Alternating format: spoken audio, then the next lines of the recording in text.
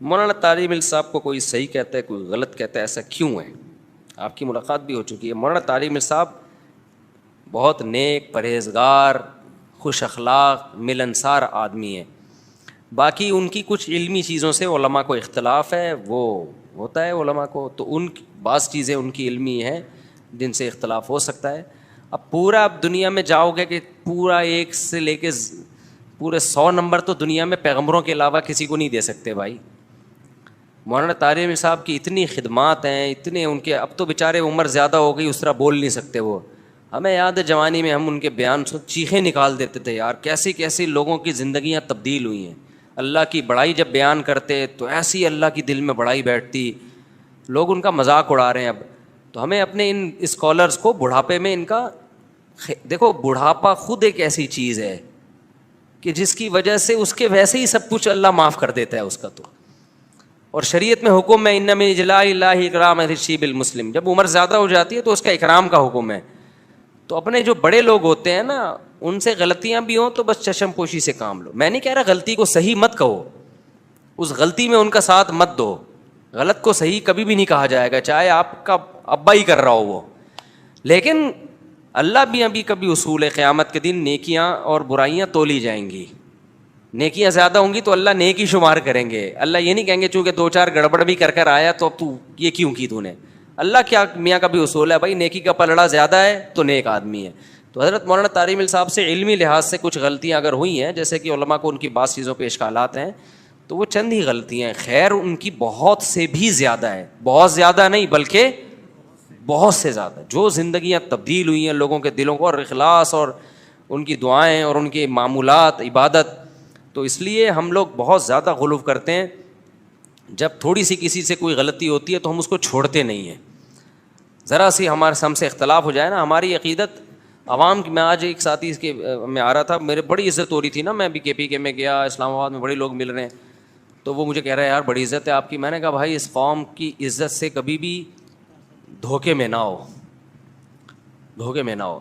لوگ عزت دیتے ہیں، ہم اس قابل نہیں ہیں، لیکن لوگوں کو ہم نے دیکھا ہے کہ آج باپ بنایا ہوا ہوتا ہے، ذرا سی کوئی چیز سامنے آ گئی نا، مثال کے طور پر مجھے دیکھ لیا کہ میں لال بتی سگنل توڑتا ہوا جا رہا ہوں، ہو سکتا ہے مجھے پتا، میرے بے خیالی میں یہ کام ہو گیا ہو، غلط ہے، ایک ویڈیو آ جائے گی، اور جو عزت آسمان تک پہنچی ہوئی ہے نا وہ دھڑام سے نیچے۔ پھر ہم 100 دفعہ بولتے رہیں گے یار مجھے پتہ نہیں چلا۔ ابے لوگوں کو بولتے ہو سگنل نہیں توڑنا چاہیے، خود کیا کر رہے ہو؟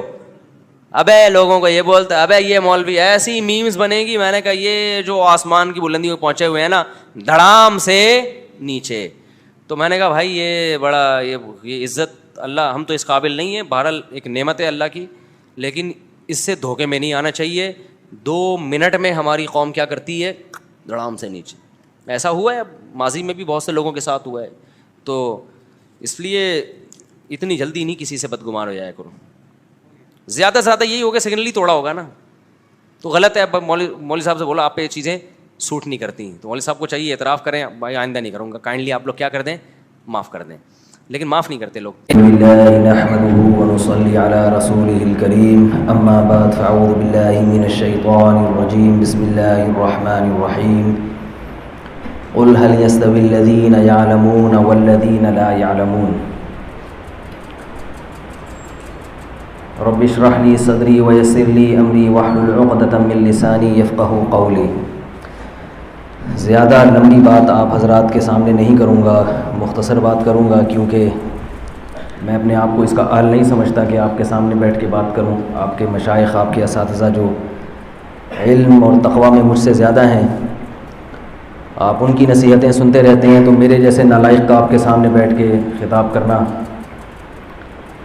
یہ کسی بھی لحاظ سے مناسب نہیں ہے۔ الامر فوق الادب، حکم ہوا ہے تو بیٹھ گیا ہوں۔ تکرار کے طور پر، کیونکہ آپ بھی طالب علم ہیں، ہم بھی طالب علم ہیں، طالب علم ہونے کی حیثیت سے کچھ باتوں کا اگر مذاکرہ ہو جائے تو اچھا ہے۔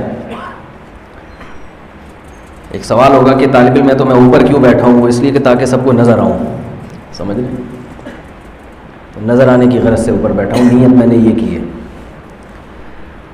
آپ حضرات کے مدرسے کا آج دورہ کیا، بالکل توقعات سے ہٹ کر ایک ماحول پایا، یہاں کے اساتذہ سے ملا، تصورات سے بالکل ایک الگ دنیا پائی ہے، اور ہم اپنے آپ کو بہت بڑا فنڈر سمجھا کرتے تھے.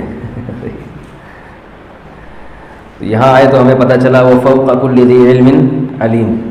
یہاں کا تو نصاب، آپ حضرات کے امتحانی پرچے دیکھے ہم نے، پرچے دیکھ کر اندازہ ہو رہا تھا کہ ان دلوں میں کافی تیل ہے الحمدللہ. تو آپ حضرات کو شکر ادا کرنا چاہیے کہ اللہ تعالیٰ نے آپ کو ایک ایسی علمی درس گاہ سے جوڑا ہوا ہے جہاں کی علمی استعداد ماشاءاللہ بہت زبردست ہے، نصاب بہت زبردست ہے. تو میں نے آپ کے اساتذہ سے عرض کیا ہے کہ اللہ نے ہمیں بھی ہول سیل کے حساب سے اولاد دی الحمدللہ، شریعت کے مطابق اولاد ہے ہمارے پاس. اسلام میں 2-4 بچے نہیں ہیں، تزوج الودود الولود. بچے ہمارے پاس الحمدللہ درجن ہیں. تو میں نے ارادہ کیا ہے اپنے بچوں کو بھی انشاءاللہ میں یہاں داخل کروں گا. یہاں کے ماحول سے بڑا متاثر ہوا نصاب تعلیم سے، لیکن ابھی چھوٹے ہیں، آپ انتظار میں نہ رہیں کہ اگلے سال آ جائیں گے. تو ارادہ کیا ہے. تو آپ حضرات کو شکر ادا کرنا چاہیے، اپنے اساتذہ کی قدر کرنی چاہیے کہ ایسا ماحول دیا ہے اور بڑا زبردست نصاب تعلیم ہے. وہ تو آپ دیکھ رہے ہیں، اس پہ میں زیادہ بات نہیں کروں گا. میں صرف علم کی اہمیت پر چند باتیں آپ کے سامنے عرض کروں گا کہ کبھی بھی آپ احساس کمتری کا شکار نہ ہوں. اللہ نے جو نعمت آپ کو دی ہے وہ نعمت بہت کم لوگوں کو ملتی ہے، جسے علم دین کہا جاتا ہے، دین کا علم کہا جاتا ہے. یہ وہ علم ہے جو اللہ اپنے پیغمبروں کو دیتے ہیں. کوئی پیغمبر ڈاکٹر نہیں گزرے، کوئی انجینئر نہیں گزرے، کوئی سائنٹسٹ نہیں گزرے، تمام پیغمبر عالم گزرے ہیں. کسی علم کی نفی نہیں ہے، میڈیکل سائنس کی اپنی اہمیت ہے، انجینئرنگ کی اپنی اہمیت ہے، سب علوم کی اپنی اہمیت ہے. حدیث میں ہے نحن معاشر الانبیاء لا نورث درہما ولا دینارا. انبیاء کی وراثت بھی تقسیم نہیں ہوتی. تو آپ صلی اللہ علیہ وسلم نے فرمایا اللہ معطی ہے اور میں کیا ہوں؟ قاسم، تقسیم کر رہا ہوں. تو وہ کیا چیز آپ صلی اللہ علیہ وسلم نے تقسیم کی ہے؟ وہ یہ دین کا علم ہے جو علماء حاصل کرتے ہیں اور اپنے سینوں میں محفوظ کرتے ہیں. تو یاد رکھو، علم دین حاصل کرتے ہیں علماء، جن کو عرف میں مولوی کہا جاتا ہے. کیا کہا جاتا ہے؟ تو معاشرے میں اگر مولوی کی اہمیت ہوگی تو علم دین کی بھی اہمیت ہوگی، اور اگر علم کی اہمیت نہیں ہے تو مولانا کی بھی اہمیت نہیں ہے، کیونکہ علم تو یہی مولانا لوگ ہی حاصل کرتے ہیں نا، علم دین. تو میں لوگوں سے کہتا ہوں اگر آپ کو علماء کی اہمیت کا اندازہ لگانا ہے تو ایسا معاشرہ دیکھ لو جس میں علماء نہیں ہے، باقی سب کچھ ہے. اس معاشرے کا حال دیکھو کیا ہے. جا کے ان ممالک میں دنیا کی ہر چیز ہے، دنیا کی. جیسے آپ نے حلوہ بنایا، اس میں پستہ بھی ڈال دیا، بادام بھی ڈال دیا، گاجر بھی ڈال دی کوٹ کے، اور کدو بھی ڈال دیا، اور کھویا بھی ڈال دیا، چینی ڈالنا بھول گئے آپ. تو اس معاشرے میں سائنس اور ٹیکنالوجی کی انتہا پر ہیں، موبائل بھی ہیں، 600 کلومیٹر فی گھنٹہ کی رفتار سے بھاگنے والی ٹرینیں بھی ہیں، اور آسمانوں کی سیر کرنے والے خلائی سیارے بھی ہیں. ان کے پاس مولوی نہیں ہے. یہ حلال ہے، یہ حرام ہے، یہ جائز ہے، یہ ناجائز ہے، یہ پاک ہے، یہ ناپاک ہے، یہ مکروہ ہے، یہ بتانے والا کوئی بھی نہیں ہے. جس کا نتیجہ کیا نکلا کہ اخلاقی طور پر وہ لوگ بالکل تباہ ہو گئے، کیونکہ کوئی ایسا نہیں ہے جو ان کو یہ بتائے کہ بوڑھے باپ کو اف کرنے کی اجازت نہیں ہے. ولا تقل لهما اف ولا تنهرهما وقل لهما قولا کریما. یہ بتانے والا اس معاشرے میں کوئی بھی، یہ بتانے والا تو ہے کہ یہ موبائل کیسے وجود میں آیا، اس کی یونیورسٹیاں ہیں، اس کے سافٹ ویئر، اس کی ایپلیکیشن کیسے ڈاؤن لوڈ ہوتی ہے، کیا ہوتا ہے، یہ سب بتانے والے تو ہیں. یہ بتانے والا کوئی نہیں ہے کہ ماں کا کیا حق ہے، باپ کا کیا حق ہے، بیوی کا کیا حق ہے. ان کے ہاں یہ بتانے والا کوئی بھی نہیں. خود یہ بتانے والا کوئی بھی نہیں ہے کہ نکاح بھی کوئی چیز ہے. وہ تو ان کا کلچر کا حصہ ہے، تو تھوڑا بہت باقی رہ گیا. نکاح ختم ہوا تو جس قوم میں نکاح کا رواج ختم ہو جائے تو پھر باپ نہیں رہتا، ماں نہیں رہتی. ان کو یہ بتانے والا کوئی مولوی اس معاشرے میں نہیں ہے جس کے پاس پیغمبروں کا علم ہو، جس علم سے یہ پتہ چلا ہو کہ کیا چیزیں خبائث ہیں اور کون سی چیزیں طیبات میں داخل ہیں. سائنسدان یہ تو بتا سکتے ہیں کہ اس میں صحت کے لیے مفید ہے، نقصان دہ، یہ سائنس کا موضوع ہی نہیں ہے کہ یہ پاک ہے یا ناپاک ہے، طاہر ہے، طیب ہے یا خبیث ہے. یہ موضوع کس کا ہے؟ پیغمبروں کا ہے. کوئی سائنسدان آپ کو بتا سکتا ہے کہ نکاح پاکیزہ چیز ہے اور زنا گندگی چیز ہے، فاحشہ ہے، بے حیائی ہے؟ کوئی ایسی لیبارٹری ہے جہاں کسی عمل کو لے جا کے کسی مشین میں ڈالے تو وہ فوراً رپورٹ دے دے کہ یہ پاکیزہ ہے اور یہ بے حیائی ہے؟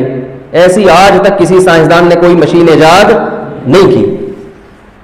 غیرت کیا ہے، بے غیرتی اور بے شرمی کیا ہے، یہ فزکس، کیمسٹری اور میتھ کا ٹاپک اور موضوع ہے ہی نہیں. انسان کو انسان بنانے کے لیے صرف میڈیکل سائنس کا علم کافی نہیں ہے. انسان کو انسان بنانے کے لیے اس علم کی بہت شدید ضرورت ہے جو علم پیغمبر لے کر آئے ہیں. اگر اس علم کو آپ انسانوں کی فہرست سے نکال دیں گے تو انسان میں اور گدھے میں کوئی فرق باقی نہیں رہے گا، کیونکہ انسان ماہیت کے اعتبار سے حیوان ہی ہے. میڈیکل سائنس میں جو انسان کی ڈیفینیشن ہے وہ کیا ہے؟ حیوان، مہذب حیوان، کوئی فرق نہیں ہے. لیکن انسانوں میں ایک الگ سے اللہ نے ایک چیز رکھی ہے، وہ اچھی صفات، جس کو قرآن میں کہا وَيُزَكِّيهِمْ. محمد صلی اللہ علیہ وسلم کیا کریں گے؟ ان کا تزکیہ کریں گے. تزکیہ کا مطلب کیا ہے؟ اچھا انسان بنائیں گے. اب میں جلدی سے بات کو سمیٹ کے ختم کرتا ہوں. دیکھو، جانوروں میں اور انسان میں بنیادی خوراک کا تو کوئی فرق نہیں ہے. وہ بھی کھاتے ہیں، ہم بھی کھاتے ہیں. ان کے بھی اولاد ہوتی ہے، ہمارے بھی اولاد ہوتی ہے. وہ بھی بچوں سے، اکثر جانور اپنے بچوں سے محبت کرتے ہیں، ہم بھی کرتے ہیں. یہ کوئی فرق نہیں ہے. بنیادی فرق انسان میں اور حیوان میں یہ ہے کہ حیوان نہ اچھے ہوتے ہیں نہ برے ہوتے ہیں. اللہ نے جس جانور کو جیسا بنا دیا نا وہ ویسا ہی رہے گا قیامت تک. جس جانور کو ذہین بنانا تھا ذہین بنا دیا، جس کو با وفا بنانا تھا اللہ نے با وفا بنا دیا. احسن کل شیء خلقہ ثم ہدی. اللہ کہہ رہے بہترین انداز سے اللہ نے اس چیز کو بنایا، پھر اس کو اس راستے پہ چلا دیا. لیکن انسان کا معاملہ ایسا نہیں ہے. انسان اپنے اختیار سے با وفا بھی بنتا ہے اور بے وفا بھی بنتا ہے، خیر خواہ بھی بنتا ہے اور بدخواہ بھی بنتا ہے، محبت بھی کرتا ہے اپنے اختیار سے اور بولو بھائی نفرت بھی کرتا ہے، بزدل بھی ہوتا ہے اور بہادر بھی ہوتا ہے. کچھ قدرت کی طرف سے، کچھ اپنے اختیارات بھی ہیں اس میں. سچا بھی ہوتا ہے اور جھوٹا بھی. اللہ نے جیسا بنا دیا. انسان کا معاملہ ایسا ہے کہ یہ سیکھنے سے اس میں وفا پیدا ہوتی ہے، اپنے اختیار سے یہ سوچتا ہے، شکر گزار بنتا ہے. جانور اپنے والدین کے فرمانبردار نہیں ہوتے، ایک وقت تک ان کے والدین پالتے ہیں، پھر رشتہ ختم. انسان یہ سوچتا ہے کہ جس باپ نے مجھے پالا، جس ماں نے مجھے پالا، میں اس کو بڑھاپے میں کیسے چھوڑ دوں. کچھ لوگ چھوڑ دیتے ہیں اور کچھ لوگ وفا کرتے ہیں. جو وفا کرنے والے ہیں وہ اچھے کہلاتے ہیں، اللہ کے فرمانبردار کہلاتے ہیں، ان کے لیے جنت ہے. جو وفا نہیں کرتے وہ برے کہلاتے ہیں. کتے کو وفا پر ثواب نہیں ملتا، نہ جنت نہ جہنم. لومڑی کو چالاکیوں پہ جہنم کی وعیدیں بولے بھائی نہیں ہے. کوے میں اگر توکل نہیں ہے تو اس بے توکلی پر اس کو سزا نہیں ملے گی قیامت کے دن. انسان اگر اللہ پہ توکل نہیں کرے گا مجرم ٹھہرے گا، اور توکل کرے گا تو رزق کے دروازے اور زیادہ کھلیں گے اس کے، اور اس کو جنت ملے گی. تو یہ جو انسان کی ایک پوری زندگی ہے جس کو تزکیہ کہا جاتا ہے کہ اچھی صفات سے آراستہ ہونا، جائز کام پر اکتفا کرنا اور حرام اور ناجائز سے اپنے آپ کو بچانا، یہ علم کیا ڈاکٹروں کے پاس ہے؟ بولو بھائی، یہ سائنسدانوں کے پاس ہے یہ علم؟ تو اتنا اعلیٰ اور اشرف علم جو انسان کو انسان بنانے کے لیے ضروری ہے، اس علم کا حصول صرف دینی مدارس سے حاصل ہوتا ہے. مدارس کے علاوہ وہ علم کہیں بھی تقسیم نہیں ہوتا. کتنی خوش قسمتی کی بات ہے کہ اللہ نے مجھے اور آپ کو اس علم کے لیے منتخب کر لیا جو علم انسان کو انسان بنانے کے لیے ضروری ہے. اور دوسروں کو اللہ نے انسان کا جو مادہ ہے، انسان کی جو جسم ہے، اس کے لیے اللہ نے منتخب کیا، اور ہمیں انسان کی روح کے لیے اللہ نے منتخب کیا. یہ بڑا اعلیٰ اور عرفہ علم ہے. اللہ تعالیٰ ان باتوں پر مجھے بھی عمل کی توفیق عطا فرمائے، آپ حضرات کو بھی. تو علم دین کا مقصد تو سمجھ گئے نا آپ لوگ، ضرورت اور اہمیت تو سمجھ گئے نا. انگریز کے پاس ہے یہ علم کے حلال حرام، یہ ان کی ڈکشنری میں ہی نہیں ہے. طہارت، پاکی ناپاکی کیا ہے کچھ نہیں جانتے. وہ حقوق کیا ہیں، کسی انگریز سے پوچھو والدین کے کیا حقوق ہیں، وہ کہے گا پتہ نہیں کیا حقوق، کہیں گے اولاد کے کیا حقوق ہیں، یہ کیا ہوتا ہے، یہ جانتے ہی نہیں وہ لوگ یہ چیزیں. علماء کی وجہ سے معاشرے میں الحمدللہ محبت ہے، صلہ رحمی ہے، والدین کے حقوق ہیں. یہ تو آپ کی وجہ سے ہیں. تو اس لیے اپنے آپ کو خوب شوق و رغبت کے ساتھ علم حاصل کریں. اور یہ سمجھیں کہ اللہ نے آپ کو سب سے زیادہ اونچے کام کے لیے منتخب کیا ہے۔ اللہ تعالیٰ سمجھنے کی، عمل کرنے کی توفیق عطا فرمائے۔ سبحانک اللہم و بحمدک، نشہد ان لا الہ الا انت، نستغفرک و نتوب الیک۔